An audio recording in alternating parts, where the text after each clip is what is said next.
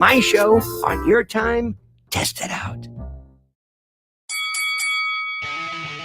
Ladies and gentlemen, welcome to the #1 professional wrestling radio show in Las Vegas. This is the Mark Hoke Show. The Mark Hoke Show. Going bell to bell with the best in professional wrestling news, entertainment, and lots of Sin City surprises from inside the squared circle. Now, let's get to all the exciting pro wrestling action and bring on the host. Here is Mark Hoke.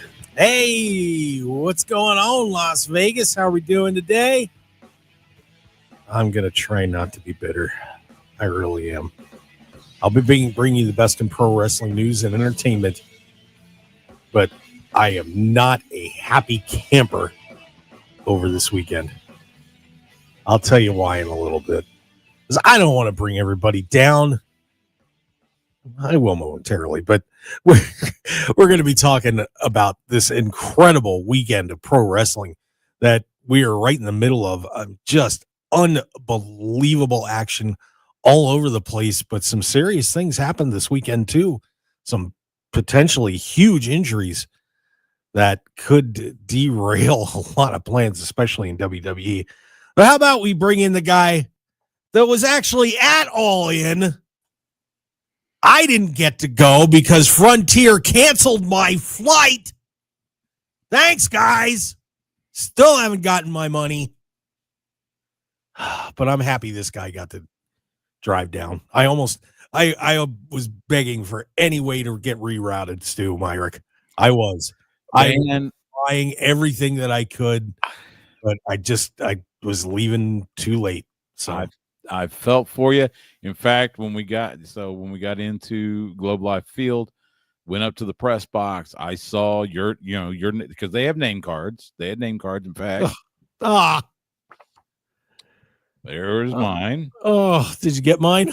I saw it. I did not get it. I did see it. I'm gonna vomit. Man, I feel bad for you. I will say, in fact, here in Austin, of course, we have Austin Bergstrom International Airport. Well, they have two terminals. There's the main terminal, the Barbara Jordan terminal. That's where everybody, American, Southwest, Delta, United, everybody. Then they have the South terminal, which is where Frontier and Spirit fly out. And I took a friend of mine there once. I'll be honest, it looked a little sad. I felt a little like dropping it off at a Greyhound bus stop.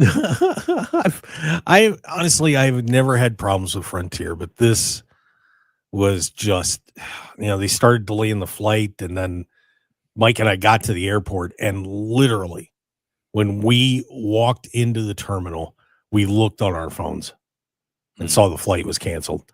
I mean, that's the honest to God truth. We didn't know until we walked into the terminal. Yeah. If they'd have just done it maybe a couple hours earlier, we could have got rerouted, but they didn't. Thanks, guys. So I missed what appears to be one of the great pay-per-views in a really long time. We'll get into All In a little bit. But I actually wanted to start off with Saturday night's main event, because this is a real there's a real impact on this.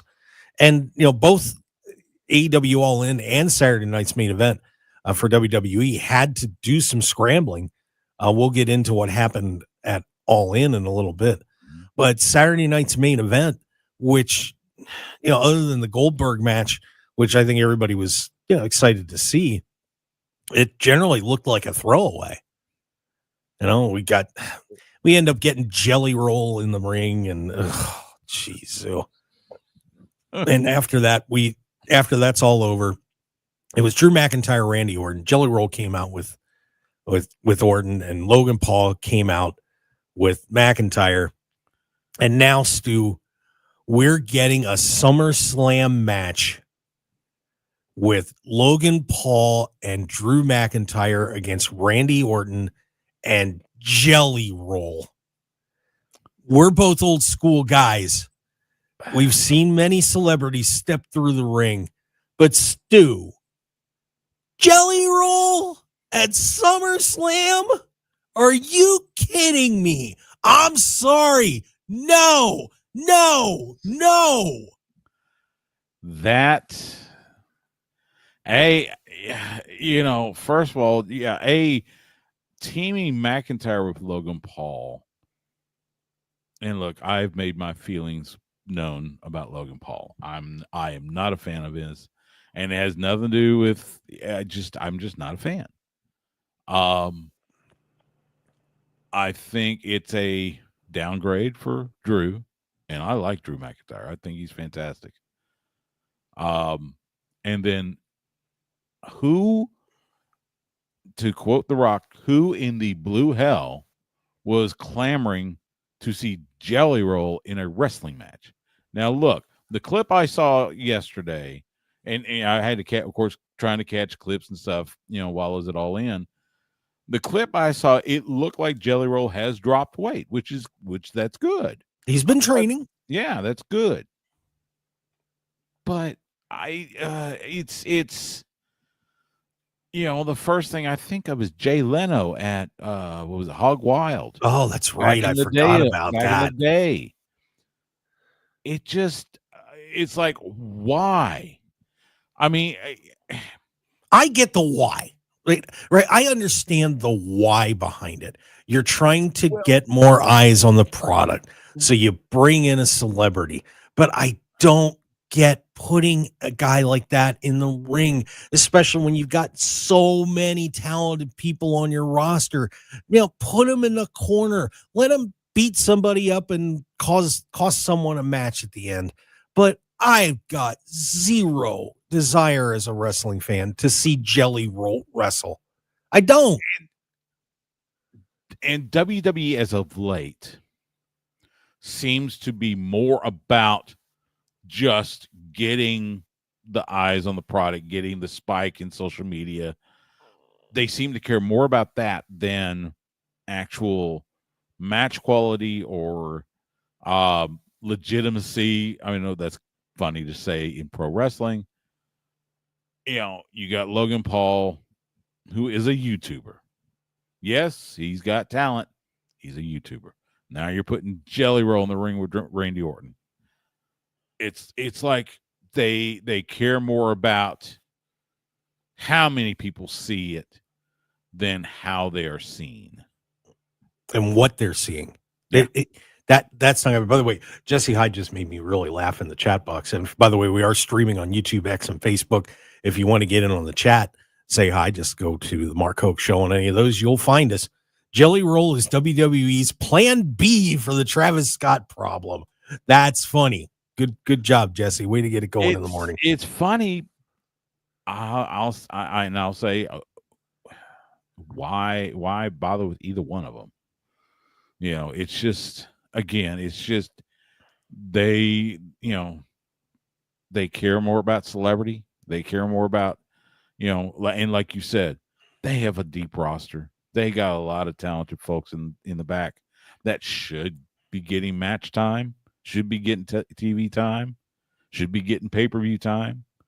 But no, instead they're giving it to these, one-offs and celebs and whatever. And it's like, and look, I hate to compare it, but obviously All In was the much better show, even if it was 6 stinking hours. It was a much better show.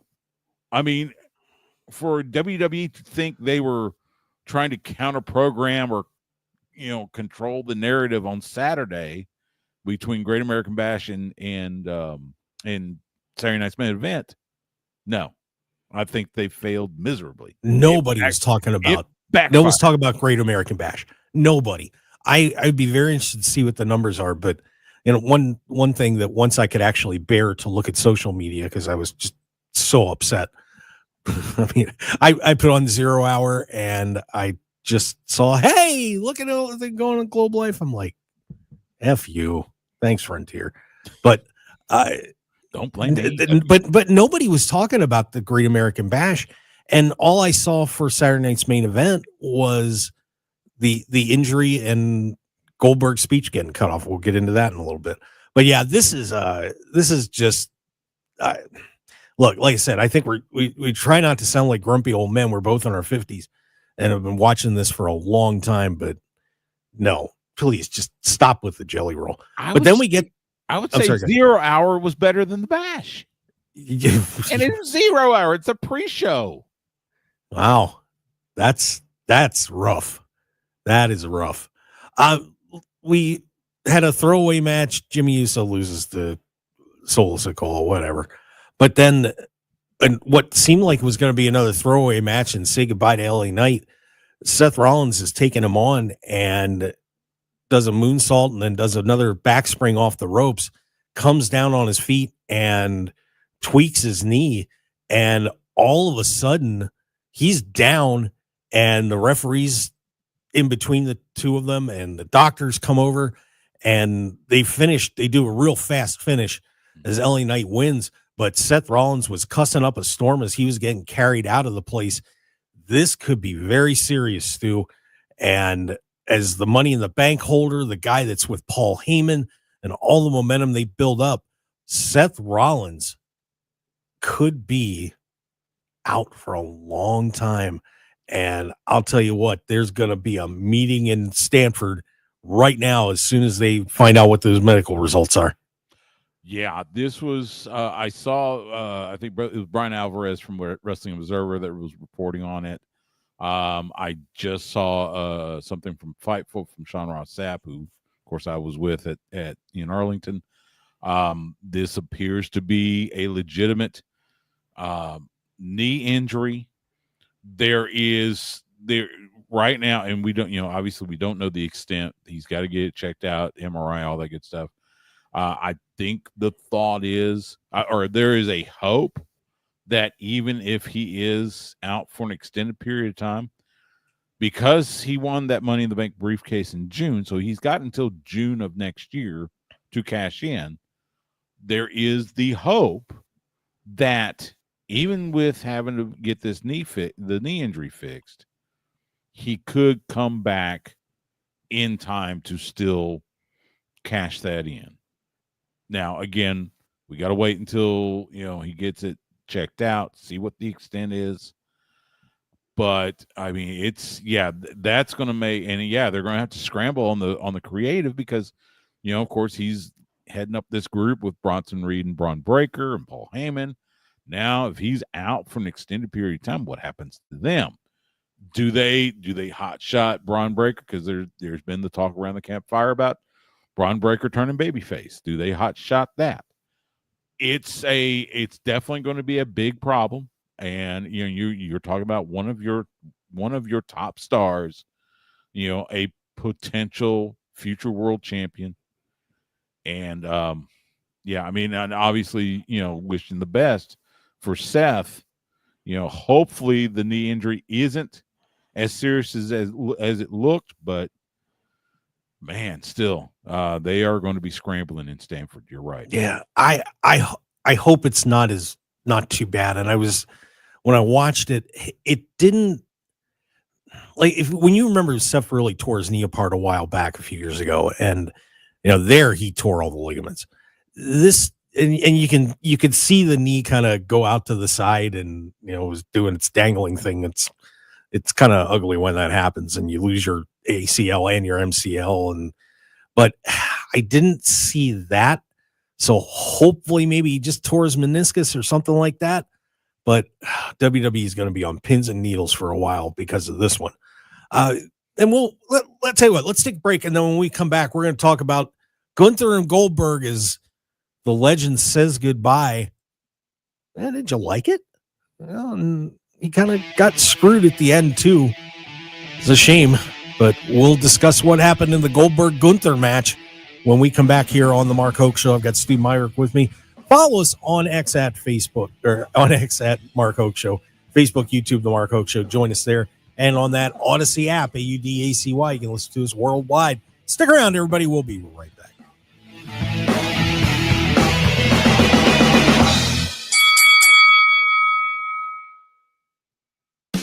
Are you purchasing or leasing a new vehicle and need some extra cash for a down payment? Dollar Loan Center has you covered. Dollar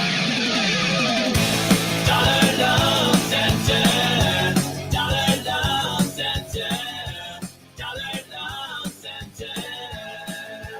Getting a new vehicle is always expensive. Down payment, registration, insurance, title, and tags, it never ends. But Don'tBeBroke.com can help. At Dollar Loan Center, you can get a signature loan up to $5,000, and you get your money the same day. Actually, you usually get it in around 30 minutes. It's that quick. And unlike your car loan, less than perfect credit is the norm at DLC. Stop by one of our 60 locations, apply over the phone with a real person, or online at don'tbebroke.com from the comfort of your smartphone. Dollar Loan Center. Dollar Loan Center has you covered. Licensed by Nevada Financial Institutions Division. Subject to approval, limitations may apply. See website for details. Are you a parent of a 2 to 8 year old? Listen closely for an exciting offer, then head to abcmouse.com/radio to learn more. By now, you've probably heard of ABC Mouse. ABC Mouse is like a little one-on-one teacher. It has helped her so much. We're offering a promo at abcmouse.com/radio to try it for free for a month, then $14.99 per month until canceled. Go to abcmouse.com/radio to see this offer. That's abcmouse.com/radio. Actual ABC Mouse users compensate for their testimonials, sponsored by Age of Learning. Empower. Jen has ordered a decadent seafood tower, king crab legs, lobster tails, and a waterfall of caviar. Pricey? You bet. But Jen worked with Empower on her savings and investment strategy and planned for splurges like these. She got good at money, so she can be a little bad. Ooh, champagne. Empower. Invest well, live a little. Start today at empower.com. Past performance is not indicative of future returns. Investing involves risk. You may lose money. Advisory services are provided for a fee by Empower Advisory Group, LLC, EAG, a registered investment advisor with the Securities and Exchange Commission. OMG, those shrimps are really jumbo. By texting 64,000, you agree to receive recurring automated marketing messages from Pocket Host. Message and data rates may apply. No purchase required. Terms apply. Available at pockethost.com/terms. Hi, I'm Richard Karn, and you may have seen me on TV talking about the world's #1 expandable garden hose. Well, the brand new Pocket Hose Copperhead with Pocket Pivot is here, and it's a total game changer. Old-fashioned hoses get kinks and creases at the spigot, but the Copperhead's Pocket Pivot swivels 360 degrees for full water flow and freedom to water with ease all around your home. When you're all done, this rust-proof anti-burst hose shrinks back down to pocket size for effortless handling and tidy storage. Plus, your super light and ultra-durable Pocket Hose Copperhead is backed with a 10-year warranty. What could be better than that? I'll tell you what, an exciting radio-exclusive offer just for you. For a limited time, you can get a free Pocket Pivot and their 10-pattern sprayer with the purchase of any size Copperhead hose. Just text SUMMER to 64,000. That's SUMMER to 64,000 for your 2 free gifts with purchase. SUMMER to 64,000. 1015 FM KDAWN. This is the Mark Hoke Show. The Mark Hoke Show. Here again, your host, Mark Hoke. Hoke angry.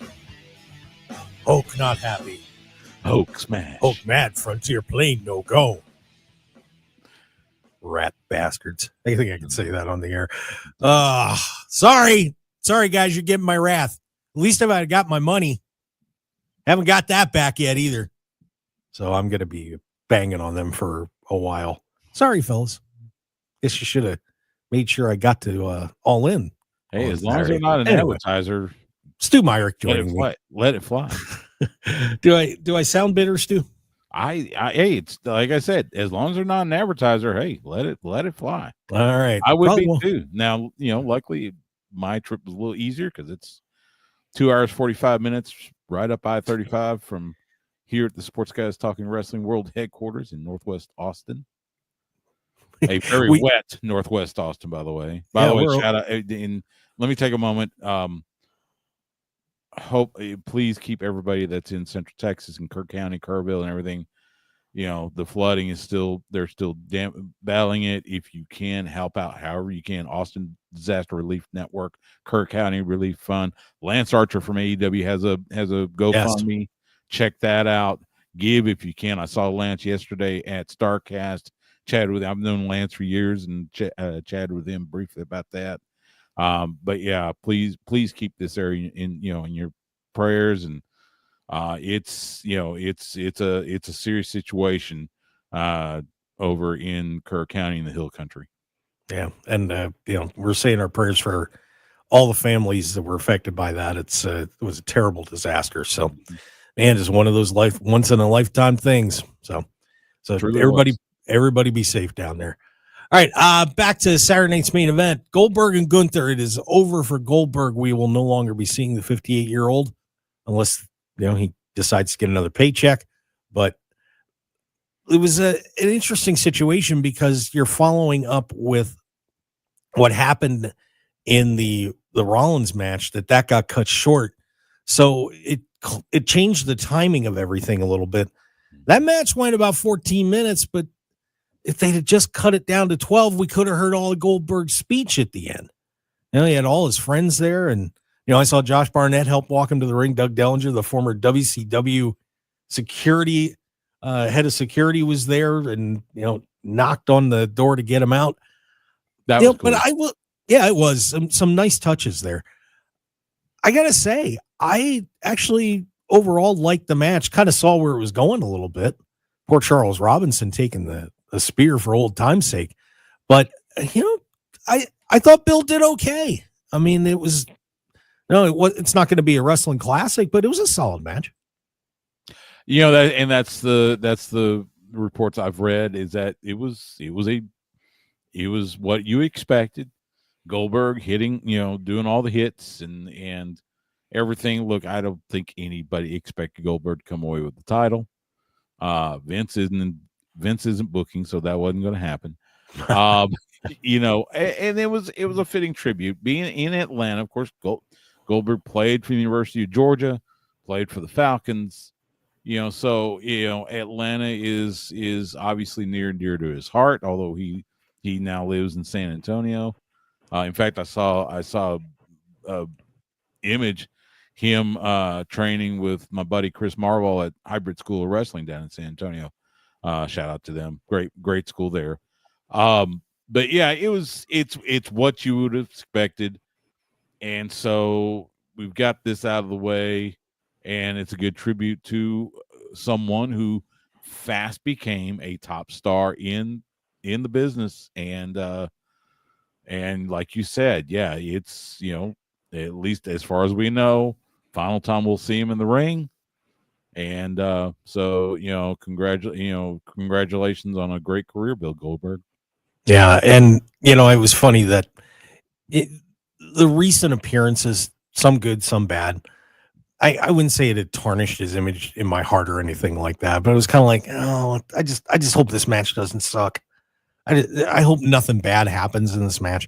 And they got through it fine. And then when you get past that, you're like, wow, the memories of Bill Goldberg. And, that's one of the few matches I remember where I definitely was when seeing him beat Hulk Hogan. And, just an icon in the sport. Bret Hart, incident aside, just an unbelievable run for a guy who would have thought it? It was just absolutely incredible. So we say goodbye to Bill Goldberg. Unfortunately, he was trying to say goodbye, but they mistimed it at the end and cut it off on the Saturday night's main event broadcast. So WWE did get that posted, but yeah, that was kind of sad to see that happen. But great run for Bill Goldberg, everybody. So you see him, just don't make him mad. Yeah, don't make him mad. He can still spear you. He can still jackhammer you. But yeah, and yeah, like you said, obviously most iconic match, him and Hogan at the Georgia Dome on Nitro. Oh. When he won the world title, and it was fantastic. So yeah. All right. I do want to mention the NXT Great American Bash, but I'll be frank. I didn't have time to watch it. I was watching AEW for 8 hours and then went to watch Saturday night's main event because I felt like that was going to be more important.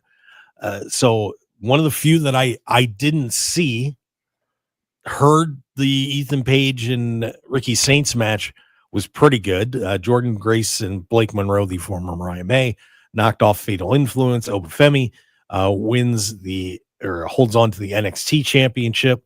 Sol Ruka beats Izzy Dame in their North American championship match. Javon Evans beats Jasper Troy. The Page Saints match was the one that seemed to have gotten everybody's attention. Looked pretty good, but man, what's up with Ricky Saints losing? there is a little talk, and it's wrestling rumors, so you kind of have to take them with a grain of salt. But there has been a little talk around the campfire, as I like to say, about Ricky possibly getting sent to the main roster. Which, look, and having known Ricky for a long time, having called his matches here in Austin, and having him live just down the street from me, that would be incredible for a guy that has worked so hard. You've seen him in his journey from the Indies to the NWA to AEW, now to WWE. I couldn't be happier for him. I really couldn't. He cares about this business so much. He always has. So maybe that's what they're looking at. And look, he and Ethan have great chemistry. To break kayfabe a little bit, they're friends. They've known each other for a while. In fact, I've hung out with both of them at the same time here in Austin, and so they have good chemistry. And Ethan Page, he's a consummate professional. So yeah, let's see what happens. I want to see who's the next to challenge Ethan. And yeah, I wouldn't mind seeing Ricky move up to Raw or SmackDown. He should have. Let's be honest. He should have been there in the first place. He should have been there in the first place. Ricky is so talented and so charismatic. And had he walked in the door on Raw or SmackDown, I think everybody would have gone crazy. I mean, it was almost a letdown to me to see him go to NXT. And I'm like, well, what's he doing there? Why is everybody from AEW just getting shoved into NXT? And I get sometimes that they want to get him acclimated to the WWE way a little bit. But Ricky's been around long enough. And Ricky's been in so many big matches. Especially on AEW, he's been there, done that. Yeah. So I didn't see the point of him going to NXT. I really didn't. Quick Ricky story. So as I said, he's an Austin resident. Wrestled in at Inspire Victorious now. He used to be Inspire After Death. Used to be Inspire Pro. So he would come to the shows. Even after he was in AEW and such, he'd still come to the shows. And so we're doing, I'm on commentary and everything. We take intermission, and we used to stream on IWTV. So we take the intermission. So, streaming is interrupted, audio's turned off and everything. So I would go get a beer or something, or go get something to eat. When I come back to the commentary table, there's Ricky with the headset on, just talking. Now, nice. It's not going off. It's not going out on the internet. We're off air at the moment, but he just decided he's going to play like he is just, either spreading his wisdom or whatever. And he did that multiple times, and I'm just standing there and watch him just because it was entertaining. Yeah. That's Ricky. Yeah, he just seems like such a guy that people are going to rally around. Oh, yeah. It'll be entertaining to see if he reaches the top echelon of WWE. That's the thing that I'm worried about with him, but he's certainly got the charisma and the talent to do it. So, and an interesting possibility. Jesse Hyde in chat box says, I want to see Ricky be with Cody and Jade to form WWE's version of the Elite or the Nightmare family. Of course, he's great friends with Cody. That's gotten him in trouble in the AEW in the past.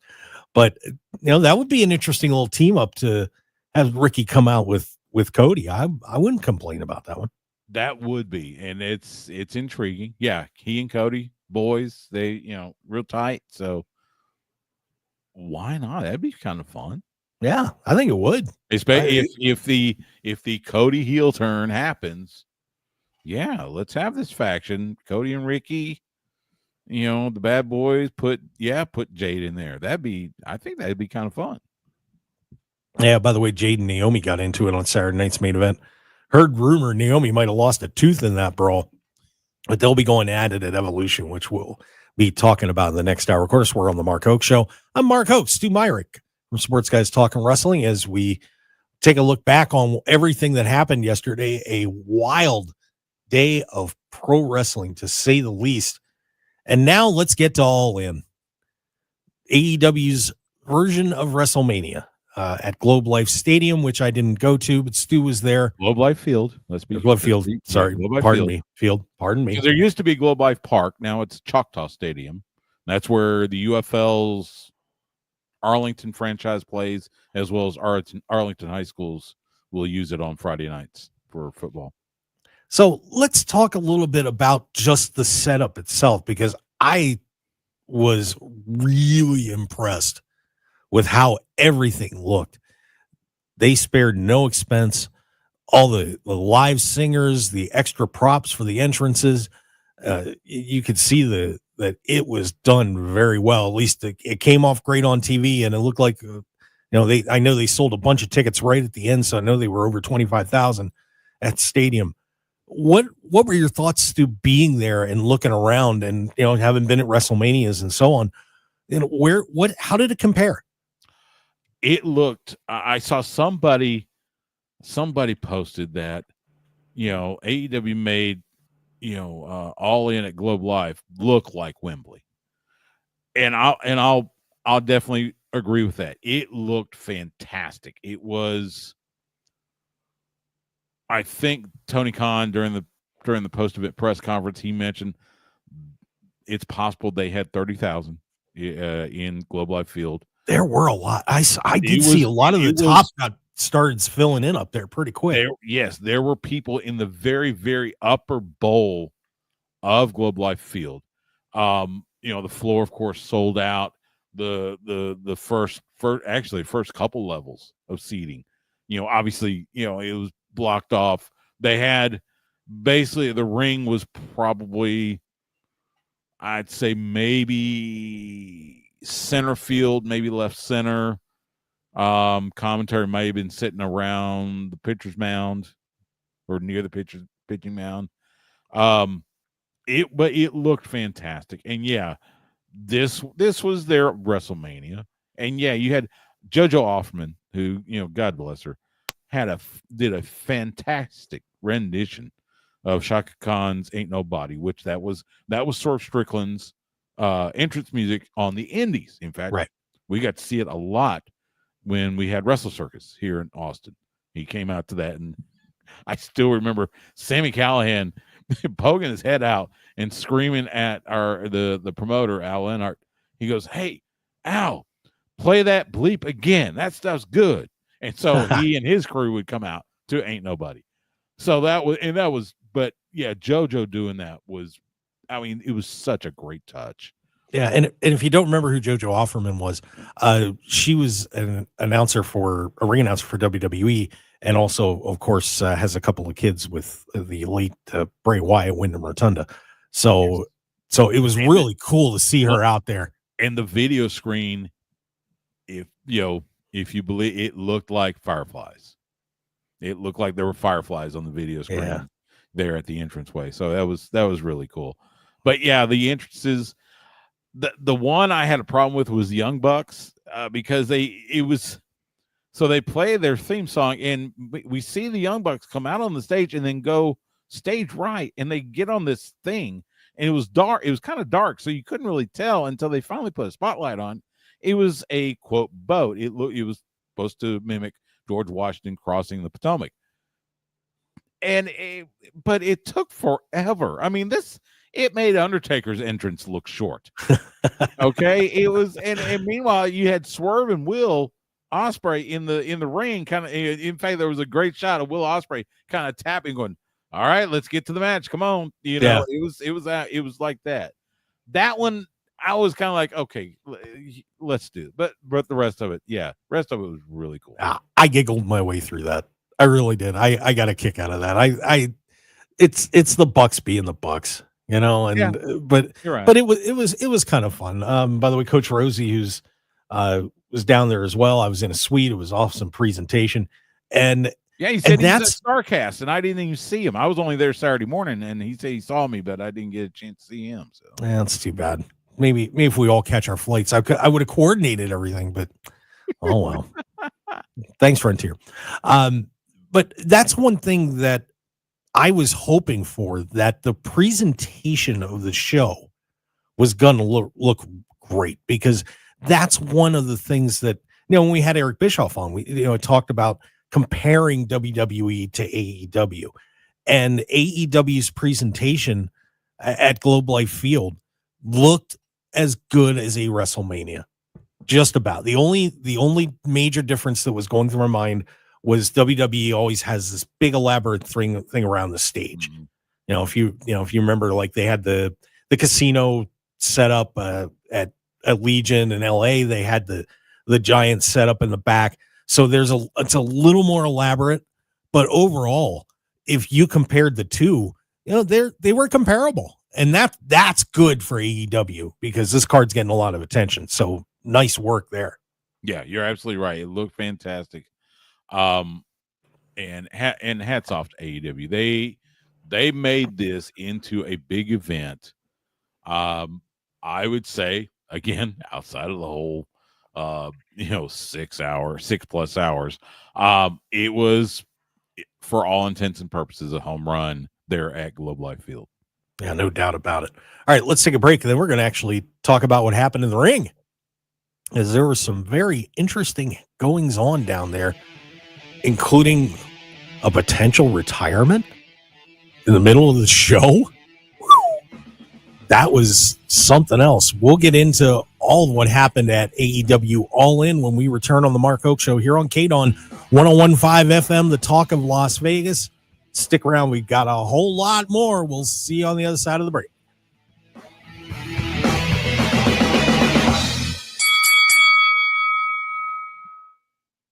Hi, I'm Sherry Harris, owner of LifeSource Water. Vegas water is notoriously hard. It damages pipes, wears down appliances, and is terrible to drink. With the LifeSource Whole House Water System, you get filtered, conditioned water from every tap without salt. From Summerlin to Henderson, we've thrilled your neighbors for over 40 years. Upgrade your water today by calling 1-800-WATER-99 or visit lifesourcewater.com. LifeSource, taste and feel the difference. Warranty limitations apply. Archwell Health and Nevada SPCA are supporting our community seniors with Archwell Health Senior Saturday on July 19th from 10 a.m. to 6 p.m., where all the adoption fees for dogs, cats, and small pets will be waived. If you're a senior age 60 and up, find your new best friend and companion, and the adoption fees are waived on Archwell Health Senior Saturday, July 19th at Nevada SPCA, your community shelter. Find happiness at SPCA. While retinitis pigmentosa takes Mark's vision, his family gives him hope, whether at the family business or at home with his wife and sons. He knows he's not fighting alone. For 50 years, the Foundation Fighting Blindness has funded research into treatments and cures for blinding retinal diseases, providing hope to people with vision loss. And for Mark, winning the fight means being there for his family. The Foundation Fighting Blindness. Together, we're winning. Help us end blinding diseases at fightingblindness.org. Member Week is here at Lowe's. Don't miss your chance to get up to 40% off hundreds of items like paint, tools, home essentials, and more. Shop our exclusive deals happening in-store and online now through July 18th. Not a rewards member? Join for free today and get ready to save more. Lowe's, we help, you save. Loyalty program subject to terms and conditions. Details at lowes.com/terms. Subject to change. All right, Takis fans. Wendy's knows you love your Takis Fuego chips. So we thought, why not make a Takis Fuego meal with a Takis Fuego chicken sandwich with spicy chicken topped with crushed Takis Fuego chips and creamy corn spread. Plus, it comes with Fuego fries inspired by Takis and a bag of Takis Fuego chips. If we had any more heat, we might start an actual... I told him this would happen. For an intense new take on Takis chips, gotta be Wendy's. Limited time only at participating U.S. Wendy's. Includes 1 ounce Takis Fuego chips while supplies last. Takis and Fuego trademarks are used under license. Wesley Financial Group is not a law firm, and Chuck McDowell definitely not an attorney. This is Chuck. If someone talked you into buying something really silly and you want to get out of that silly little thing, my advice, get the facts. Call me and I'll send you our timeshare exit kit absolutely free. Inside, you'll learn how timeshare works and all your options for cancellation. Call Wesley now for your free timeshare exit information kit. 800-761-0000. That's 800-761-0000. Paid for by Wesley Financial Group. 101.5 FM KDAWN. You're listening to the #1 professional wrestling radio show in Vegas, The Mark Hoke Show. The Mark Hoke Show. Now, here again is Mark Hoke. All right, let's keep it rolling. The best in pro wrestling news and entertainment on the Mark Hoke Show. I'm pretending I'm an octopus and just flailing all over the place. For those that don't know, I produce the show while I do the show, and I'm handling a live stream and the radio and trying to not suck on the air either, like Frontier Airlines. That's what we do on radio, though. Is it getting old yet, Stu? No. I think I'll save one for hour number 2 before I hit him again. That's fine. I'm totally with you on it. So let's take a look at what happened in the ring before we kind of put a bow on this. We'll probably be carrying this discussion over into the second hour. The only complaint about the show, a little long. Yeah, there was a lot of matches.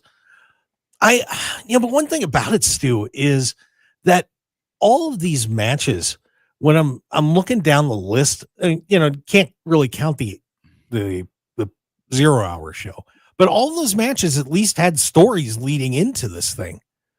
So it wasn't like they just, Tony sometimes has a tendency to stick matches in there just to get some people on the card, and throw something together a week before. But at least all of these had storylines that had been built for 3 to 4 weeks at least, much less a year. So, the matches that were on the main card, I think, were reasonable to have there. Yeah, and it wasn't. The matches were the usual length that we expect from AEW, from Tony Khan. It wasn't bad or anything. I will say I think it was Swerve and Will against the Bucks. I think I tweeted after so many false finishes, because it seemed like they may have had at least a couple dozen in that match. But it did feel a little like it was going at a decent pace. Now, yes, the length of the show. So those of us that were in the meet, we got there. Check-in started at noon Central, so we're there at noon. I left Globe Life Field after the 0 hour, the pay-per-view, the post-event press conference. I walked out of Globe Life Field around 10:30 p.m. Central. Wow. Yeah. It felt like back in the day when I was covering the Cowboys and they would play a Sunday night game, and I would be leaving AT&T Stadium after all the press, commitments and everything. And again, it's not a bad drive. It's an easy drive, but still getting home around 1:30 a.m. Central, that was, thankfully I was able to go to sleep fairly quickly. Well, at least nobody canceled your car. Sorry.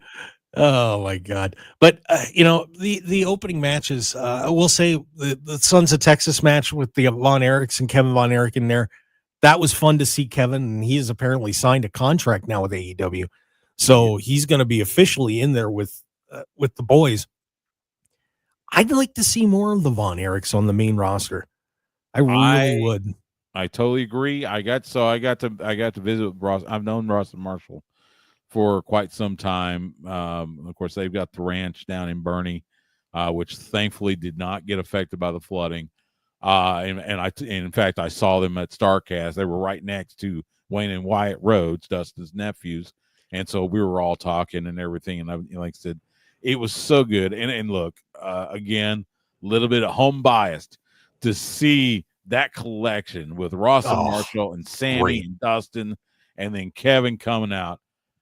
Hey, it made this Texan feel very proud to be from the Lone Star State. And that was why part of the reason I got so upset when I first started watching it too, because was such a huge Von Erichs fan, and not getting to see Kevin just killed me. Absolutely killed me. But good start there.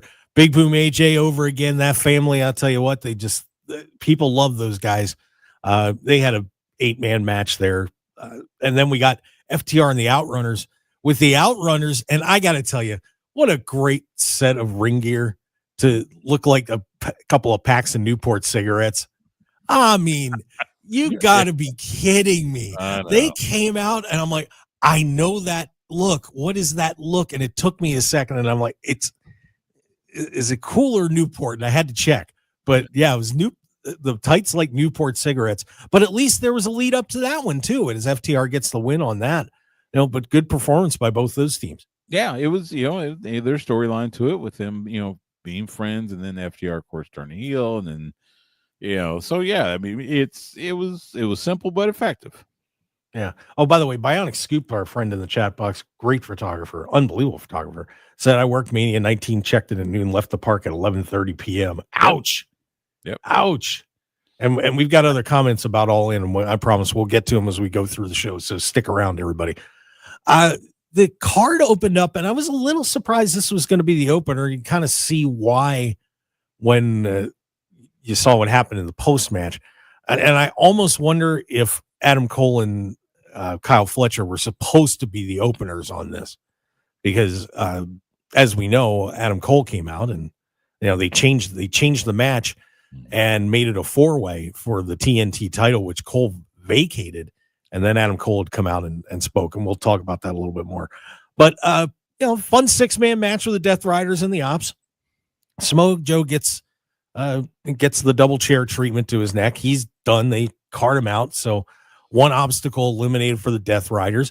But what did you think about that match opening the show, Stu? It was fine. I mean, and it made sense, and especially, so when they did the Pillmanizing on Samoa Joe, at first I'm thinking, okay, why is he taking time off to shoot something? What's going on?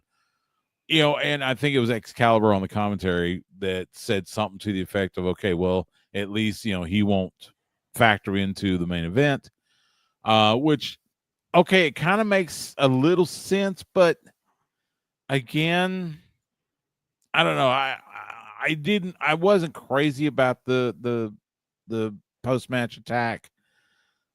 I kind of get why, but I think it might have been a little unnecessary, but that's fine. At least they still keep the trios titles. Does this, could Hook come back and maybe slide in to fill in for Samoa Joe, or how long is Samoa Joe going to be out? That's going to be, a couple of the questions that will have to be answered in the weeks to come. Joe needs to challenge for the world title again. And I know there's a bunch of people that they probably will be ranked ahead of him in AEW's eyes, but God, he is so good, Stu. Just the way he carries himself in the ring is so unique. Gotta love the guy. But yeah, so the Ops hold on to the 6-man tags. We get the Casino Gauntlet match. A lot of fun. Crazy stuff happening in this one. But MJF walks out with the contract. But that was a really terrific Casino Gauntlet match. I enjoyed it thoroughly. Yeah, it was I think that was probably the expected result. Him, Max stealing the pin from Mark Briscoe after Mark hit Roderick Strong with the J Driller. It was obviously seeing a lot of cool, everybody coming out for the Casino Gauntlet. I'm still a big fan of the Casino Gauntlet. I think it's a great gimmick. It was obvious Tony let this one go a little longer, and he wanted as many people as possible to get a pay-per-view paycheck. So that made sense. Yeah, all in all, it was a fun. It did what it was supposed to do. Fun match, sets Max up to possibly challenge Hangman for the world title. And so yeah, thumbs up on it. Juice Robinson, by the way, shaved. Man, that what like 10 years younger. Oh my God! If you don't know who Juice Robinson is, the guy is had this massive beard and goatee thing going, and just looked like a wild man. And now he looks like he's going to be in an Al Pacino movie. All slicked up. He looked like back when he was back in NXT. That was crazy. So we're going to keep breaking down All In, get you all ready for Evolution 2 and some other great stories in hour number 2. I've got Stu Myrick from Sports Guys Talking Wrestling, which is also available on the Odyssey app. So just download the app. You can listen to both our shows, which is just fantastic. You can listen to mine a little more than Stu's, but keep it close, all right? We love Stu. Stick around, everybody. We'll be right back with more on the Mark Hoke Show. Hour number 2 coming up. It's the best in pro wrestling. We'll be right back.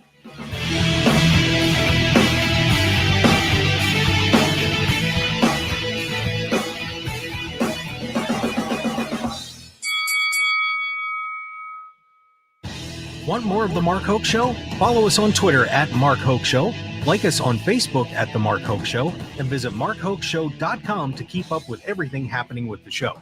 And remember to check out all of our archive shows on YouTube at The Mark Hoke Show and download our podcasts at markhokeshow.podbean.com and all your favorite podcast outlets. So join The Mark Hoke Show family today, and thanks for listening. Nevada businesses have been through some tough times, and we've been right here with you through thick and thin, helping self-insured groups get the best workers' comp programs, affordable coverage that meets your needs, and a company that stands by you all the way. From helping establish safety programs to conducting inspections, we are here when you need us. Pro Group Management is the national award-winning team you can trust to stay with you. After all, we've been here with you for over 20 years, through good economic times and bad. Find out how to have Pro Group Management work for you. Visit our website at pgmnv.com to receive a free cost savings analysis now. That's pgmnv.com. Or call our Las Vegas office at 702-740-4380. Pro Group Management. Workers' comp that works for you. Get your team outfitted for the Vegas heat. Off-Grid Creations delivers high-quality custom screen printing with a personal touch. Custom company swag is always a cool idea, and we've got hot deals for the hot weather. Whether it's a few t-shirts for an event, band merch, or family reunion gear, we've got you covered. Need a large order for uniforms, sports teams, or clubs? Our team will guide you from design to final product. Call 661-300-1115 or visit off-gridcreations.com. Get your free consultation today. In Nevada, anything that goes into the storm drain goes directly to our local waterways, which can pollute Nevada's lakes and rivers. That dog poop left on the sidewalk, it doesn't just go away. It goes right into our waterways and introduces harmful germs. Only rain should go in the storm drain. Pick up after pets. Use waterway wisdom, and remember, only rain should go into the storm drain. Join us in working together to preserve our water resources for future generations of Nevadans. Member Week is here at Lowe's. Don't miss your chance to get up to 40% off hundreds of items like paint, tools, home essentials, and more.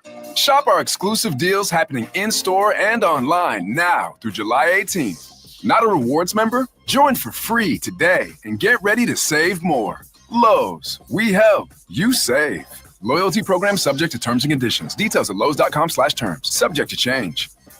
All right, Takis fans. Wendy's knows you love your Takis Fuego chips. So we thought, why not make a Takis Fuego meal with a Takis Fuego chicken sandwich with spicy chicken topped with crushed Takis Fuego chips and creamy corn spread. Plus, it comes with Fuego fries inspired by Takis and a bag of Takis Fuego chips. If we had any more heat, we might start an actual... I told him this would happen. For an intense new take on Takis chips, gotta be Wendy's. Limited time only. Participating U.S. Wendy's includes 1 ounce Takis Fuego chips while supplies last. Takis and Fuego trademarks are used under license. KMXB HD3 Henderson, K268CS Las Vegas, 1015 FM KDAWN. Always live on the free Odyssey app. New information. I'm Paul Stevens, Fox News. 1 year after then-candidate Donald Trump was grazed by a bullet at a Pennsylvania rally, a new report outlines some major Secret Service lapses. Fox's Alexis McAdams in Butler, PA. Secret Service is admitting to major failures, and those are outlined in a new report that came out, not only saying they didn't communicate that day, but also finding that they knew there was a threat against President Trump's life for 10 days, but hey, they didn't tell any of their Secret Service agents who were working that day. So these are some of the pages of that GAO report. Senator Chuck Grassley says he worked on this for months, even came out here, the GAO did, to talk to people. The agency knew there was that threat for days, but it didn't alert local law enforcement because they kind of silo, they say, that intel just to their top people. That doesn't help because the agents on the ground needed to know that. They think they would have done things differently. Also, who was out here surveying and securing the rally site? Well, it was a brand new agent. The Secret Service's drone was not working that day. The operator didn't know how to fix it after only 1 hour of training. While rain threatens the Texas flood zone, where over 100 people, 20 people died on July 4th. Officials fear the Guadalupe River will reach flood stage in Hunt, and they're asking anyone in the water to get out as we see lightning and downpours. So we know this is a massive search and recovery effort still underway. The storms making their way into Kerr County. Officials have a code red alert in effect to warn people of the flooding that they do expect happening. We're already seeing some of that water pooling in the streets. And of course, crews are concerned that the rain that we're seeing is going to impact the search efforts. We know from some rescue workers I've been speaking with, they say any rain is a setback, but this is a lot of it. Fox Weather's Katie Byrne in Kerrville, Texas. After Fox's initial donation to the Kerr County Flood Relief Fund, viewers and listeners across all platforms stepping up together, $5 million raised. America's listening to Fox News.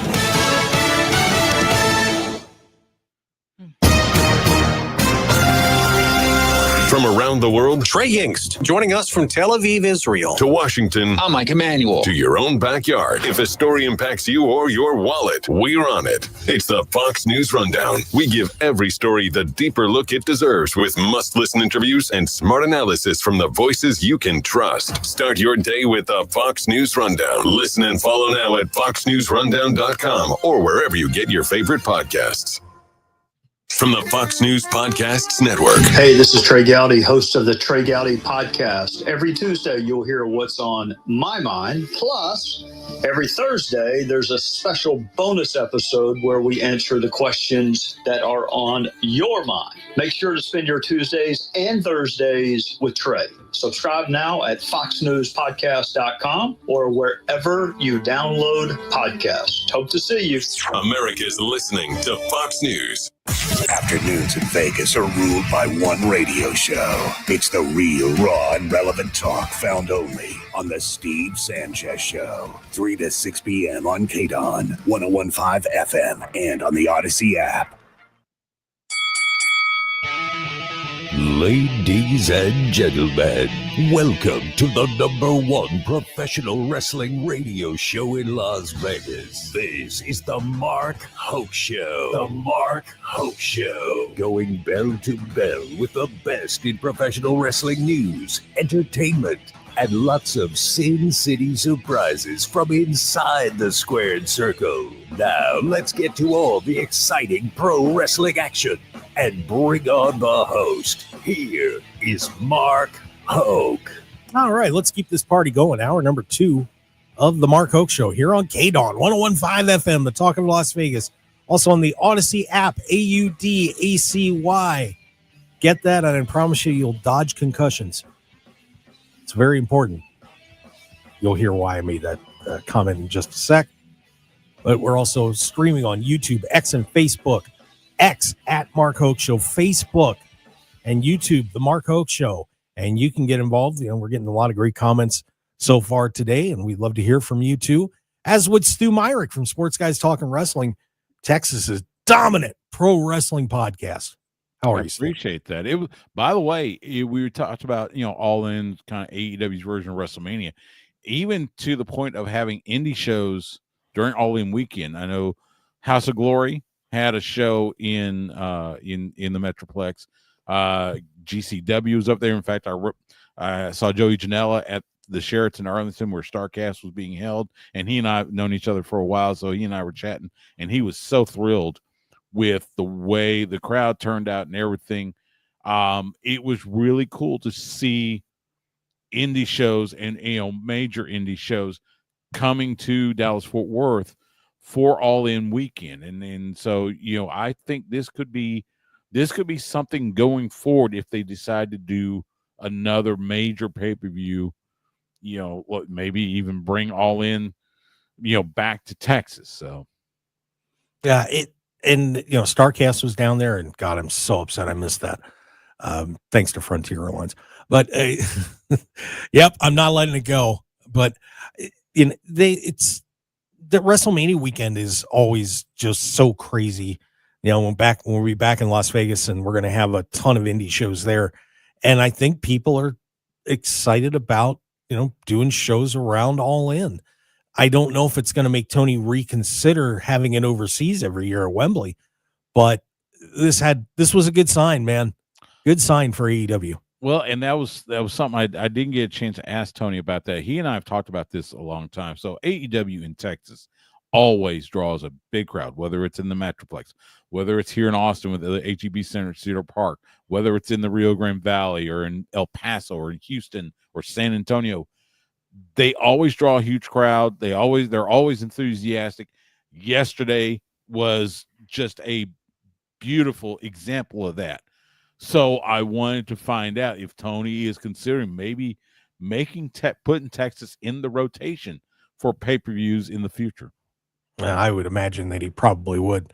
Look forward to them coming back to Las Vegas, but that probably won't happen again this year with Double or Nothing because of WrestleMania coming to Las Vegas. So guess another road trip to Arizona may be in order. We'll find out. Or there you go. Hey, wherever, man. Just keep it coming. All right. So looking, just by the way, we were talking about the men's casino gauntlet match. Just to list everybody that got into that: Mark Briscoe, MJF, Ricochet, Bandito, Takeshita, Mystico, Josh Alexander, Anthony Bowens, Roderick Strong, Brody King, Juice Robinson, Kota Ibushi, the Beast Morthos, and Max Caster all got into that gauntlet match, loaded. And we'll talk about the other one a little bit later. But I tell you, Tony likes to get everybody out there, and that I think is to his credit, to reward everybody. And I'm sure there's bonuses built in for being on those cards. So, but later on, I'm going to mention two people that weren't on the card that I'm curious about. After the gauntlet match, we then had the Adam Cole speech. Adam Cole was supposed to be defending the TNT title against Kyle Fletcher, but came out and basically said, I couldn't be cleared to go. This could be it for me. If it is, thank you. And, just tears in his eyes from the second he walked out there. And by the way, Fightful Select is reporting that it is a concussion issue. And, a while back, Adam had a major issue with concussions to the point where, he could barely stand up. It was throwing up all the time. And, so this, and apparently, and just so this happened Thursday. It didn't happen in that match that you have with Kyle Fletcher, where Fletcher threw him in an apron and he nearly hit his head on it, which would, probably could have ended his career. So the audible gets called, Stu, and you get Dustin Rhodes, Daniel Garcia, Fletcher, and Sammy Guevara out there for the now vacant TNT title. It was a tough spot for everybody. The crowd was just devastated, and you could tell it took the wind out of the building. What was that like being in there and hearing, it was kind of silence for a while? As you might, it was emotional. Look, Adam Cole is not only one of the best wrestlers on the planet, has not only been one of the top guys every promotion he's been in. He is, and you hear this a lot, but he is genuinely one of the kindest individuals I have ever met in pro wrestling. I mean, he has such a positive spirit. I've had him on the show. I've seen him backstage at AEW. In fact, I had him on the show where we talked about, him going through the concussion issues a couple years ago, and to hear him come out and he said, look, this is not retirement yet. I don't know what's going to happen. It was general health issues. And you mentioned Fightful Select's report. But yeah, it did. You could see kind of the air taken out. I mean, and I'll be honest, I was just, heartbroken for him because I know how much he loves this. I know how much he loves to wrestle and perform. And again, someone as good as Adam Cole is, not only as a wrestler, but as a person, you hate to see that. So it was emotional. So, yes. And at the post-event presser, John Alba from Sports Illustrated, he asked Tony Khan about what happened, what was the situation, and Tony intimated that it was a conversation overnight. It was like late Friday night or even early Saturday morning. Yeah, where he and Adam had the conversation, and I think if I chatted with John on the way out, I think what he heard was Adam contacted Tony. So, it's and so they had to call the audible, make it a 4-way for the TNT Championship. But yeah, like I said, just heartbroken. I hope this doesn't mean retirement. It felt like a retirement speech. Obviously, we hope it's not.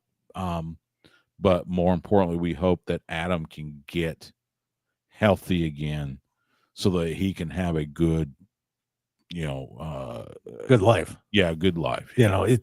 Get continuous concussions. And, we've seen some terrible things happen with CTE and so on. And he's got to watch himself. He's not a large guy, and no, not at all. I mean, honest to God, if you put him next to me and somebody was betting on who's going to win the fight, it would probably be split. He's not tall. He's not built like a tank or anything like that. So for him to do what he does so well is absolutely incredible. I have so much respect for the guy. But the match went on, and I saw a couple people criticizing the result, but I'm like, what else are you going to do? As Dustin Rhodes, at 56 years old, claims the TNT Championship. Yeah, I see you got it. And, and that kind of started to get everybody back into things. And I know you're friends with Dustin very much, and to see him get that victory at All In, he had not won a singles title since 1999. That's incredible. So your thoughts real quick on Dustin winning the championship? It was wonderful. And you're right. And Tony mentioned it at the press conference that he needed to get the crowd back in it because he knew that Adam Cole's speech was going to be heartbreaking. So he needed to get the crowd back in it. That was the way to do it, having Dustin win, and then having his nephews Wayne and Wyatt come out, and Ross and Marshall, and then eventually Sammy Guevara even congratulated him. And look, I've known Dustin for years. I work for him with the Rhodes Wrestling Association, Rhodes Wrestling Academy, and I asked him at the press conference, where did this rank in your career? He said this is at least a top 5 moment. Yeah, I'm sure it was the first singles title in AEW Ring of Honor. Now we get to call him Dustin 3 belts. Yeah, that's crazy. 56 years old, carrying the banner for AEW. We went to the tag match, and you started talking about that a little bit. Swerve Strickland and Will Ospreay beat the Young Bucks, and they will be able to go after the AEW World Championship. The Bucks are stripped of their EVP status, but if you didn't see it this morning, head over to the All Elite Wrestling roster page, because on Swerve Strickland and Will Ospreay's descriptions and pictures, it says EVP. Really? That's kind of interesting. So we got some explaining to do on that. But this tag match, I thought was amazing. I complained about the Bucks matches that they are highly coordinated sometimes. There were spots where this one was, but it worked. I mean, these 4 guys showed why they are 4 of the best wrestlers on the planet in this match. No doubt about it. Yeah, agreed. And it was fun. And I did kind of criticize so many false finishes, but all in all, it was a great match. And I think it was so fun because there was, a lot of debate about, well, if the Bucks win, then you're going to have the story with Swerve and Will fighting each other because they cost them the shot at a world title eventually. You can still do that. I mean, that's still possible. Then of course what happens later in the event, but still fun match. I think they got the result right, and it'll be fun. It'll be interesting to see what the Bucks do now going forward. Yeah, but I'll tell you, Matt and Nick, part of the AEW gang stepping up, and that was the challenge thrown down by John Moxley a while back. And I thought the Bucks had gotten stale too, and they changed my mind. They really did. So congratulations to all four of those guys for one of the best matches on the night for sure. AEW Women's World Championship Gauntlet match. Athena, the Ring of Honor Women's Champion, who's had that belt for, I believe she's over 1,000 days now, walks out with the contract, gets the pin on Mina Shirakawa. That match had a ton of ladies in it too. Tony Khan sparing no expense on this one, as we had Statlander and Megan Bain starting it off, Willow Nightingale, Ty Mello, Tekla, Julia Hart, and Tekla and Julia Hart did some fun spots in there. Queen Minata, Mina Shirakawa, Athena, Thunder Rosa, Suri and Alex Windsor both making their debuts as well. Fun match here too. I mean, I had no complaints about this one. Agreed. It was great, great with the debuts of Suri and Alex Windsor. Obviously, the forever Ring of Honor Women's World Champion, as she likes to call herself, Athena, gets the contract. She can challenge now for the AEW Women's World title anytime, anywhere in the next year. We did find out during the press conference, Tony will announce how that will happen. Last time they did it was a cash-in type of deal. He's going to discuss it, and then he'll announce it probably either this week or next week on Dynamite. But yeah, Athena, and I'm proud of Athena. Look, that to her, she's a Metroplex native. She owns Metroplex Wrestling there in Dallas, Bedford, actually, a suburb. And they're doing a women's show on August 9th. It's going to be great. But Athena is just, she's one of those that you can't deny her. And she has been an absolute workhorse for AEW and, carrying the Ring of Honor brand. And a lot of people have just been, why is she not on the main roster working on there? But she's going to get her shot, and it will be intriguing to see if she does end up winning the women's championship. I'm looking forward to seeing what they do with that. Tag match. We had a triple threat for the AEW World Tag titles. The Hurt Syndicate beats Jet Speed and the Patriarchy. We get a Nick Wayne turn, as he and pretty much everybody else turn on Christian Cage, and then Cope comes out to save Christian. So that teaming of Cope and Christian that they decided to hold off on because, well, they didn't have a reason to do it. Well, now they've got it. But fun match for these guys. And, I thought Knight and Bailey did a really good job in this match. I thought Nick Wayne looked good. It was a very solid triple threat match, a little chaotic at times. Yeah. I wasn't sure why everybody was going to corners at points, and then they weren't. But otherwise, a lot of fun. Everybody looked good. Yes, I couldn't agree more. Kevin Knight, Speedball Mike Bailey looked fantastic. Christian and Nick looked good. Of course, Hurt Syndicate were the Hurt Syndicate. Oh, jeez, are they incredible. The post-match attack, Nick Wayne hitting the Unprettier on Christian Cage. That was a little bit of a surprise. And then, of course, Mother Wayne turns on and Kip and everything. And then, yes, and then you think you know him. And here comes Adam Copeland. He's got Spike with him. He's got that 2x4 with all the nails sticking out. And then, eventually picks Christian up and tells him to go find himself. So, yes, I think we are heading down the road of reuniting Adam Copeland and Christian for a tag match eventually. Let's see how long they take to make that happen. Yeah, boy, I'll tell you get those two guys together against the Hurt Syndicate. Is that going to be something else? And boy, Shelton Benjamin has just found the fountain of youth in AEW. I mean, what he's doing in the ring right now. How did WWE let him go? Both of them actually. I mean, it's just unreal when you're watching them wrestle, and especially Shelton is just. I am so impressed. He is. I mean, he's every bit as a phenomenal talent as we have seen through the years, whether it was World's Greatest Tag Team in Ring of Honor or in WWE. How they were how they just misused him so badly. And you're right. And Shelton Benjamin just fantastic. I mean, my God, he's so good. Oh, and I think everybody forgot how strong he is too. Mm-hmm. I mean, some of the stuff that he's doing in the ring right now, in terms of the power game, unreal. Yep. So congratulations to the Hurt Syndicate. So a good night for the Hurt Syndicate as MJF wins and the guys keep the tag titles. Yeah. So fun one there. All right, we're going to take a break, and when we come back, and I'll make sure I don't blow everybody's ears out, the main events, and then we're going to put a bow on this thing.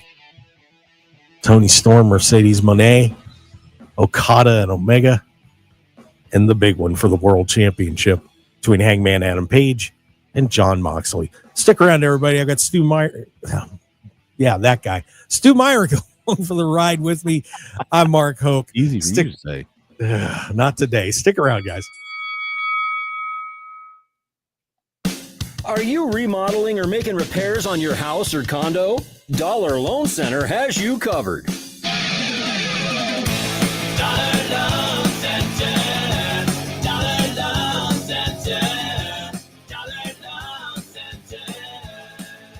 If you're DIYing it, the expenses can start to add up. Paint, tools, lumber, and pizza for your helpers. If you need some extra cash to finish the job, try don'tbebroke.com. At Dollar Loan Center, we make getting a signature loan stress-free and easy. Whether you need a couple $100 for a week or $5,000 for a year, it's free to apply at the DLC. Stop by one of our 60 locations. Apply over the phone with a real person or online at don'tbebroke.com from the comfort of your smartphone. Dollar Loan Center.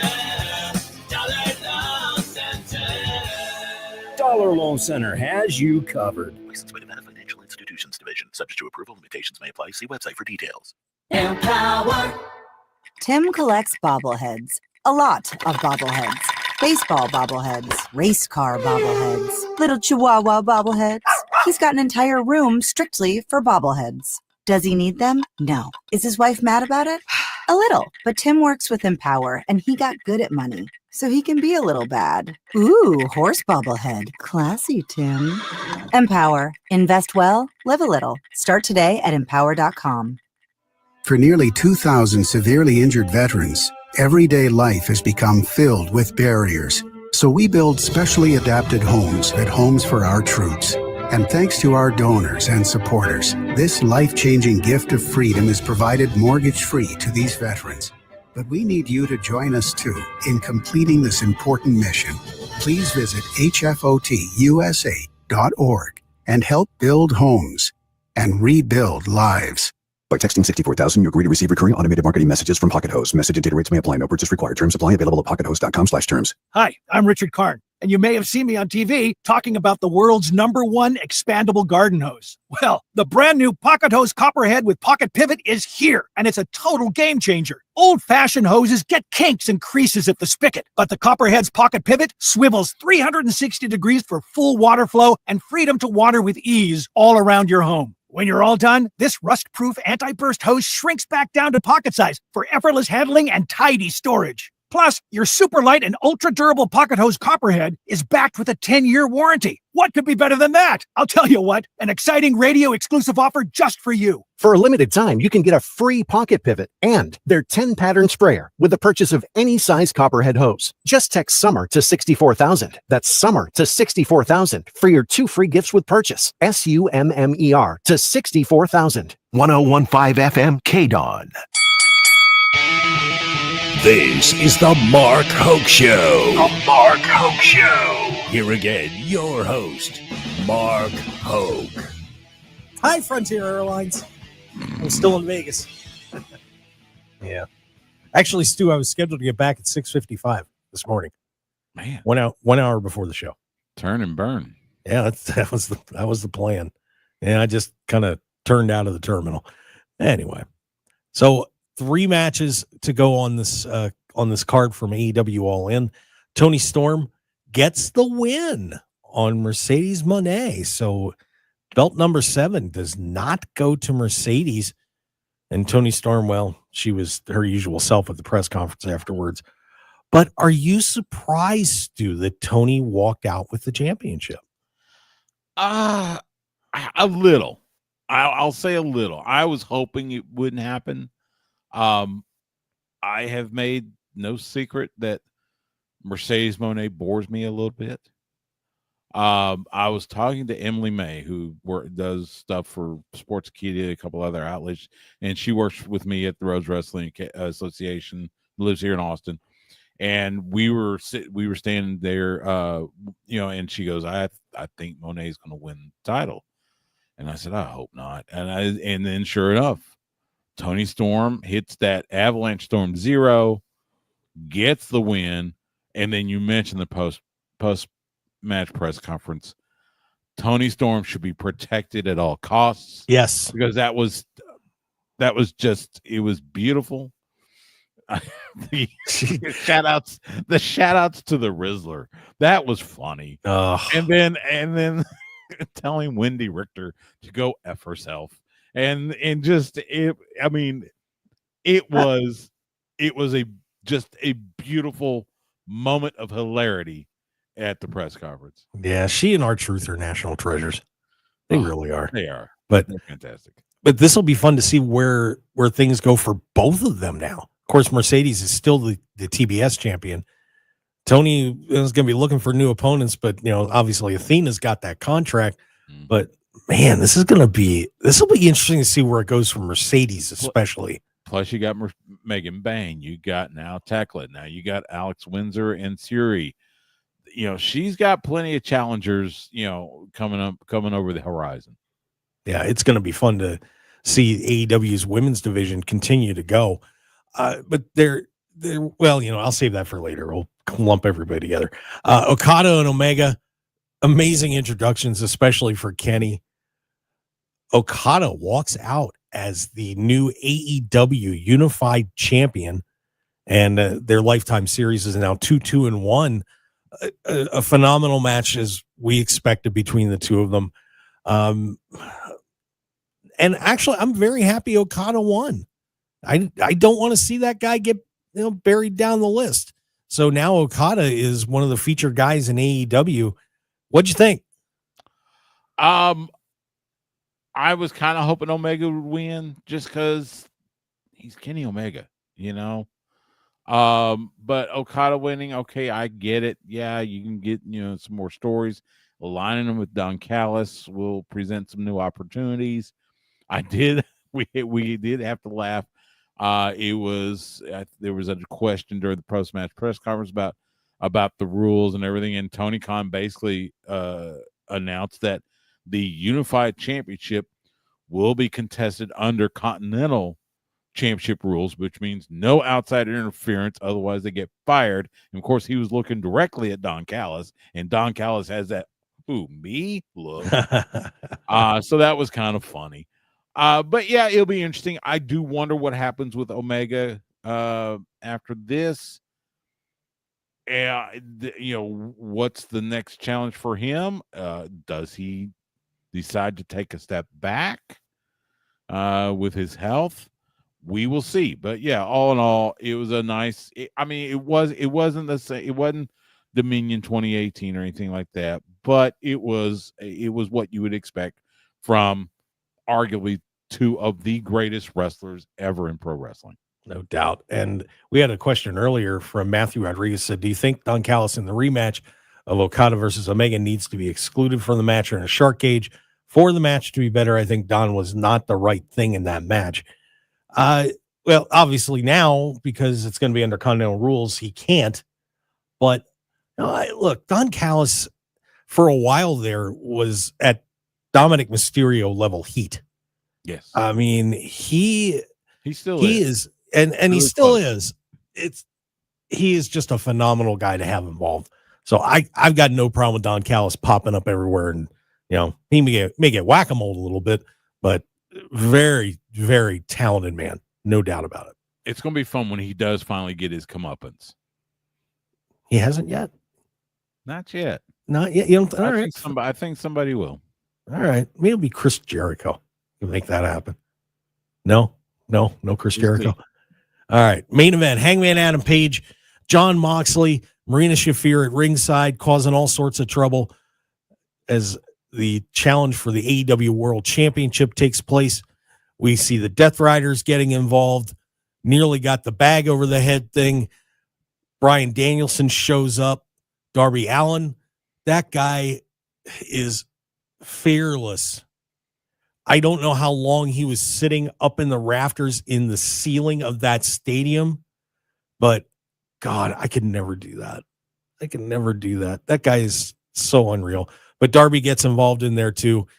We end up getting Hangman Adam Page, somewhat similar finish to the last death match, but God, the bed of nails and the whole thing, they took it up a notch. And I've talked about using color on the show, or blood, for those that aren't familiar with that term. This match needed it, I think. This had to be a super serious duel to the end. Moxley was going to go nowhere in terms of giving up. It had to be an extreme match to really make it fit the story of none of you guys can hang. None of you are worthy of wearing this belt or even seeing it. I'm sticking in a suitcase. Come and get us. Good luck. And I think this was a really good ending point, at least for now, for Moxley's reign and the Death Riders. What did you think of the match, Stu? And what was the crowd's reaction to that? It seemed pretty hot. It was. So our national nightmare is finally over. Again, I have made no secret of my criticisms of this Moxley title reign of the Death Riders and everything. Of course, she had the run-ins. It wasn't as crazy as, say, Cody Roman at 41, but you still had enough, and I forgot Swerve, by the way, of course, helped at the end. And that was kind of the chain. That was the one. Swerve coming down, hitting the Bucks with the chain, and then giving the chain to Hangman, which that was a moment. And it was like, okay. And I think at that moment, the crowd realized, okay, this is happening. And then Hangman hanging Mox with the chain over the rope, and then Mox tapping out. That was another moment. Obviously, crowd erupts. And then poor Hangman, he was having a hard time opening the stupid briefcase. Yeah, someone should open that for until him. He finally gets it open. And by the way, beautiful touch. So he gets it open, pulls the belt out. The belt still had Bryan Danielson's side plates on it. Yep. Because remember, when Mox won the title from Danielson, stuck it in the bag. Briefcase. Yep. So it still had Bryan Danielson's side plates. Now, when he came to the press conference, he had his side plates on it. And Hangman addressed the Swerve thing by saying he's going to have to take time to think about this. Because I think that even threw him a little bit. This was a match that needed that violence. Opening up was with Hangman stabbing Mox in the head with the fork, and I've got my fork. I've got my fork from Abdullah the Butcher. God bless him. But it needed that. It needed all the violence. It needed the craziness. And now Hangman is the world champion. And that was the other thing. You had the eruption when Mox taps out, and then when Hangman finally pulls that belt out of the briefcase and holds it above his head, the crowd explodes even more. Because, this is now the first time since October we have seen the belt. We've seen the championship. So fantastic ending, fantastic main event. It's exactly what needed to be done. I know that you weren't big on the Death Rider story, But I kind of saw the vision of it from the beginning on this. Like, there's more to this than just the match. When you look at where AEW was at that point, numbers were down, wasn't a lot of excitement around the brand. It just seemed like everything was in coast mode. And, they'd gotten their TV contract and, but there was something missing. And when Mox won the title, I laid down the gauntlet to everybody, that wasn't just in the ring. That was to real life. Look, guys, we have got to step things up around here. We're slipping. It's not where it should be. The product needs to be better, and we all need to be better. And they did it. So to me, this was, the all in, when you look at this card, top to bottom was fantastic. That card was better than WrestleMania. To me, no question in my mind, it was better than WrestleMania. The production was fantastic. Everybody did an unbelievable job that night.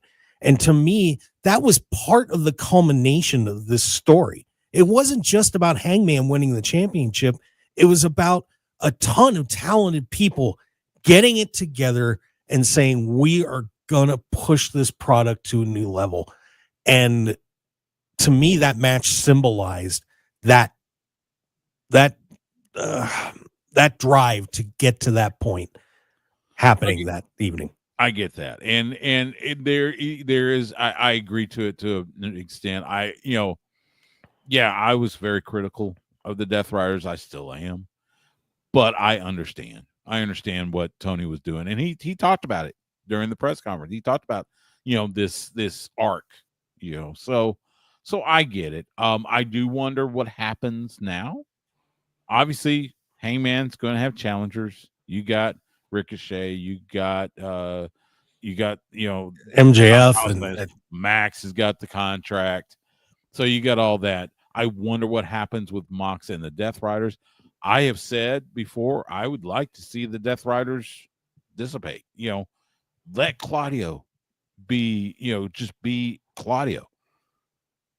Wheeler Yuta, I wonder what would happen with Wheeler. Mox needs to take some time off. I think it's not nearly the extent of Chris Jericho, but let's have him go away for a little bit so we can miss him.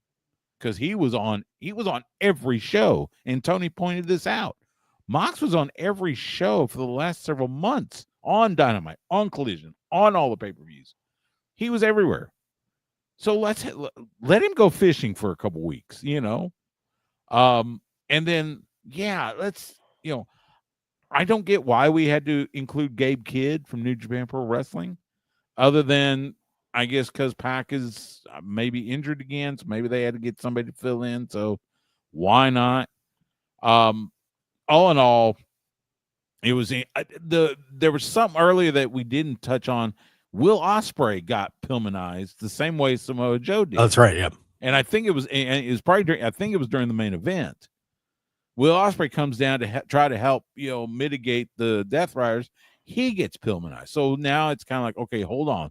Why is Will Ospreay getting Pillmanized? What's going on with him? Is he going to take time off to do something with Assassin's Creed or what? That was a little puzzling as well. But all in all, it was a fantastic event, despite the length. It was a fantastic event. Congratulations to AEW for putting on one of the best wrestling shows of this year and easily their best pay-per-view, I would say, since they started. Yeah, and it's going to be fun to see some of these other names too. What happens with Bryan Danielson? What happens with Darby Allin? And there were a couple of names that weren't on the card last night. We're still waiting for Keith Lee. We're still waiting for Britt Baker. A couple of other people that we haven't seen for a while. So the future of AEW is incredibly bright. And man, I'll tell you, I'll put that roster against WWE's Top Gang any day of the week, to say the least, because they have stepped up and done the job. They have. You're absolutely right. Keith's absence is puzzling. He's healthy. He lives in the Dallas area. So I know he was in town. And I've, again, knowing Keith when he wrestled for Inspire here in Austin. So I just wonder what's going on with it. The Britt Baker thing, I do wonder, there's talk, she's trying to get out of her contract. She can go to WWE. I don't know. I mean, but yeah, it is odd that she's on the bench, so to speak, as well. Yeah, and one other name that wasn't there last night, but I think he's still recovering. Matthew Rodriguez says, do you think Eddie Kingston was the perfect man to return in Texas with Bryan and Darby as the final surprise that leads to Mox losing? That would have been a possibility. I just don't know if Eddie's ready to go yet. I think I think he might still be recovering. B, sure, he would be great to have been involved, but having Swerve with that last piece to put a bow on the rivalry with Swerve and Hangman, I think that was the move to make. Yeah, absolutely. All right, we're going to take a break, and when we come back, well, there's still more wrestling this weekend. More? Are you kidding me? More! WWE Evolution's today. 7 Eastern, 4 Pacific. Oh, God. Get ready. So we're going to talk about Evolution and put a bow on what has been an unreal weekend in the sport. So stick around, everybody. Stu Myrick and myself, Mark Hoke. We'll be right back. If you're injured in an accident, here are the things that matter. Who you hire to represent you matters. Where they live may seem like it doesn't matter. It matters. The Richard Harris Law Firm employs over 150 local people. Trabajamos aquí. We live right here. We know Nevada. We know the courts. And we know how to win. If you're injured in an accident, who you hire to represent you matters. The Richard Harris Law Firm, 444-4444. Dear future, Toyota leads the way with hybrid tech and all-wheel drive. With style for miles, the Camry gives you up to 51 combined MPG. The Corolla Cross is packed with tech, and the future-forward Prius takes you further. No matter where the road leads, Toyota's hybrid tech and available all-wheel drive get you there. Find yours at Toyota.com. Toyota, let's go places. Visit your Southern Nevada Toyota dealer today. Toyota, let's go places. Member Week is here at Lowe's. Don't miss your chance to get up to 40% off hundreds of items like paint, tools, home essentials, and more. Shop our exclusive deals happening in-store and online now through July 18th. Not a rewards member? Join for free today and get ready to save more. Lowe's, we help, you save. Loyalty program subject to terms and conditions. Details at lowes.com/terms. Subject to change. All right, Takis fans. Wendy's knows you love your Takis Fuego chips. So we thought, why not make a Takis Fuego meal with a Takis Fuego chicken sandwich with spicy chicken topped with crushed Takis Fuego chips and creamy corn spread. Plus, it comes with Fuego fries inspired by Takis and a bag of Takis Fuego chips. If we had any more heat, we might start an actual... I told him this would happen. For an intense new take on Takis chips, gotta be Wendy's. Limited time only. Participating U.S. Wendy's includes 1-ounce Takis Fuego chips while supplies last. Takis and Fuego trademarks are used under license. On the battlefield, there's a saying America's military men and women live by. Never leave a fallen warrior behind. Ever. Off the battlefield, Wounded Warrior Project operates with the same goal. Wounded Warrior Project was created to help our men and women returning home with the scars of war, whether those scars are physical or mental. Wounded Warrior Project. We never leave a fallen warrior behind. Ever. Learn more about what we do at woundedwarriorproject.org. Wesley Financial Group is not a law firm, and Chuck McDowell definitely not an attorney. This is Chuck. If someone talked you into buying something really silly and you want to get out of that silly little thing, my advice, get the facts. Call me and I'll send you our timeshare exit kit absolutely free. Inside, you'll learn how timeshare works and all your options for cancellation. Call Wesley now for your free timeshare exit information kit. 800-761-0000. That's 800-761-0000. Paid for by Wesley Financial Group. 1015 FM KDAWN. You're listening to the #1 professional wrestling radio show in Vegas, The Mark Hoke Show. The Mark Hoke Show. Now, here again is Mark Hoke. One more segment to go with the Mark Hoke Show here on KDAWN 101.5 FM, the talk of Las Vegas. Very happy to have you with us. Very happy to have Stu Myrick with us. What's up? Man. Hey. What a weekend. What a weekend. It ain't done either. We've got WWE Evolution coming up today. Run down the card real fast and see what you think, Stu. JC Jane defends the NXT Women's Championship against Jordan Grace. Io Sky finally defending the WWE Women's World Championship against Rhea Ripley. We've got a 4-way for the tag championships. It's the Judgment Day. Raquel Rodriguez and Roxanne Perez facing Charlotte Flair and Alexa Bliss. Sol Ruka and Zarya, and the Kabuki Warriors will be in that one. We've got a battle royal for the World Championship that will get a shot at Clash in Paris. Apparently, Jazz and Alundra Blaze are going to be there, so that'll be fun to see them, as long as those rumors are true. Tiffany Stratton is defending her World Championship against Trish Stratus. Jade Cargill and Naomi in no holds barred match with Bianca Belair as the special guest referee, and Becky Lynch in a triple threat for the women's Intercontinental title against Bayley and Lyra Valkyria. Your thoughts on this card? What are you excited about, Stu? Intriguing card for sure. Jade and Naomi should be interesting, especially, the late addition of Bianca Belair as the special guest ref. She's going to turn. That's you got, but turn on who? That's she's gonna turn. She's turning on Jade Cargill. That's my bet for the day. The Battle Royal winner gets a world title shot or a women's title shot at Clash in Paris for her brand. So let's see who's going to be in that Battle Royal. We assume Raw, SmackDown, NXT. The 4-way for the tag titles could be interesting. I don't think they're going to take the titles off Raquel and Roxanne, but including, teams from each brand, that's kind of a nice little touch. And then you mentioned like Jazz, who, love Jazz to death. She and her husband Rodney Mack, they have the Dog Pound Wrestling Academy down in San Antonio. Of course, they're part of NWA Texas. So it'd be great to see Jazz there. You mentioned Alundra Blaze, Medusa, see her there as well. So it should be an intriguing event tonight. Yeah, it's the one shame of this thing is that WWE almost used this card as a pawn. You know what I mean? They threw it together quickly. It was supposedly originally scheduled for July 5th, but they moved it to this weekend because of this whole we're going to schedule on top of AEW thing. And a lot of people in WWE apparently weren't happy about that.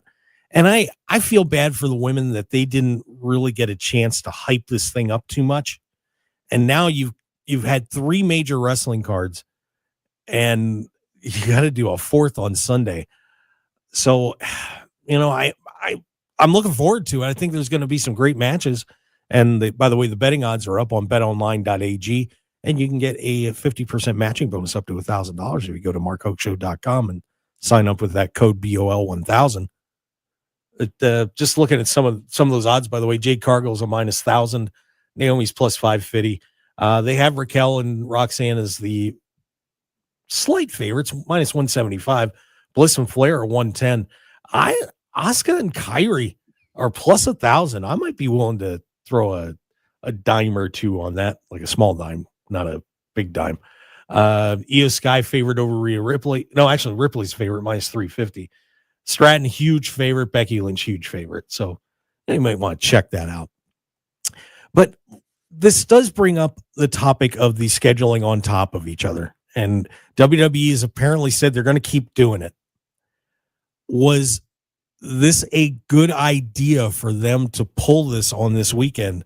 Because right now, other than the Rollins injury and Goldberg getting cut off on his speech, All In has dominated this weekend's social media presence so far. They caught a lot of flack for it, Stu. And yes, slightly my fault. Should WWE get away from doing this? I don't, I mean, personally, I don't like it. I think everybody should just be able to enjoy it all. Why force people to make a decision? I couldn't agree more. It is silly. It's, look, I get it, competition, whatever, but I think WWE needs to learn a lesson here, because trying to do it this weekend backfired big time. Now, I don't. Why do you think it backfired big time? Give me your thoughts. I would say, well, you, first of all, again, that the All In, great card. It looks like 30,000 at Globe Life. Looked like a huge crowd. You're right. I think AEW controlled the narrative, not WWE. So in that, I say this plan backfired on WWE. I'm with you. Why make people choose one event over the other? Why can't we enjoy all wrestling? It's the same. And it feeds into the stupid tribalism that you'll see on social media. Who cares if you? I like WWE. I like AEW. I like the NWA. I like Major League Wrestling. I like TNA. I like the Indies. I like New Japan. I like it all. Why? I mean, why are you going to criticize me because I like somebody? Who cares? Why do you care? It's stupid. Yeah, and I think that WWE does this. And I think one thing, it really hurt the NXT card. I feel like, you want to get those people out there. You want people to see your product. And I'm sure that they probably got some decent viewership, but they could have had it all if they would have just done it next week. Mm-hmm. I don't think it helps. And it was interesting when we had Eric Bischoff on, if you go back and listen to the interview, we've got it up on YouTube, that, Eric said, look, you're inviting comparisons when you're scheduling against each other. Right. And in this case, if you were just somebody watching wrestling for the first time and you watched All In and then you watched these other shows, you'd probably be walking away thinking AEW was the better product. I would think. So this was, WWE has just got to get away from this. And I know they're doing it on Forbidden Door too, but man, I hope they stop it. I really do. I do too. I hope they do. I think it's silly. I think it's just like, look, just win the fans on your own merits. Quit trying to, go up against AEW or whatever. Win them on your own merits. Put on a good card and, invite the fans. And you're right. Great American Bash was hurt. And I would say Saturday night's main event, because now part of it was because All In went till, I think, the last match. In fact, I snapped a photo when Dustin came into the post-event press conference. That was at 8:30 p.m. Central. So, All In was already at least an hour or so into Saturday night's main event. Yep. Yeah, it needs to, this practice needs to go away. And because I'll tell you what, even some of the highly critical people on X of AEW and so on were like, that was pretty good overall. I mean, I saw names enjoying the card that I would have not thought would happen. So yeah, maybe it's time for everybody to just stand around, like Tony Khan said last week. I'm going to put my product out and let everybody enjoy it. So yeah, fascinating. All right, Stu, that's going to wrap it up. Tell us about Sports Guys Talking Wrestling. Sports Guys Talking Wrestling drops midweek. I think I'm gonna try to get John Alba from SI and SNY Network to come on and break down All In with me. We were there together, and we'll break down what happened in WWE and else. I think I may even try to get Dustin to do a quick interview with me. I got to text him. I promised to buy him pizza when we got back to Austin. He loves pizza. But yeah, Sports Guys Talking Wrestling available on the Odyssey app as well as every other podcast provider. Check it out. I'd love to. All right. That's going to do it for us for a crazy Saturday. Get ready for Sunday. We've still got WWE Evolution coming up later today. I'm sure we'll break that all down next week, plus all the news that's fit to print, including I'm sure we're going to have some major fallout from what happened at All In. And we'll find out what happened with Seth Rollins, too. And Seth, we hope you're okay. I wish you all the best, brother. You too, and Adam Cole. All right, that's going to do it. Follow us on Twitter at Mark Hoke Show, Facebook, The Mark Hoke Show, YouTube, The Mark Hoke Show. Like, subscribe, hit all the fun buttons, and just make it all blow up. It'll be fantastic. Stick around for more great programming here on KDAWN. We'll see you next time on The Mark Hoke Show. Have a great day, Las Vegas.